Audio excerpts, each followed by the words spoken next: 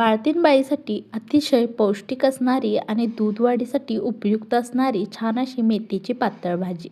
तर कशी बनवायची सांगते चला. तर त्यासाठी मिक्सर भांडं घेतलं, त्यामध्ये लसूण, मिरची आणि जिरं हे थोडंसं ओबडधोबड वाटून घ्यायचं. त्यानंतर शेंगदाणे अर्धी वाटी भाजून घेतले, त्याची छान साल काढून छान अशी मिक्सरमधून बारीक प्युरी करून घेतली आणि बारीक प्युरी करून झाल्यानंतर कढई ठेवली. कढईमध्ये 2 चमचे तेल घातले. तेलामध्ये मिरची, जिरे आणि लसणाचं वाटण घालून छान असं परतवून घेतलं.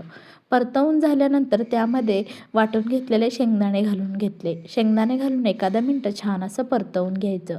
त्यामध्ये थोडीशी हळद घातली, मीठ घातलं चवीनुसार आणि थोडं छान परतवून दिलं. त्याला तेल सुटलं की मग त्यामध्ये एक जुडी मेथीची भाजी छान अशी कापून धुवून घेतली, ती घालून घेतली आणि त्यामध्ये मिक्सरचं भांडं धुवून अर्धा ग्लास पाणी घालून घेतलं आणि 10 मिनटं वाफवून घेतलं. आपली भाजी आता इथे तयार झालेली आहे. खूप पौष्टिक आहे ही भाजी.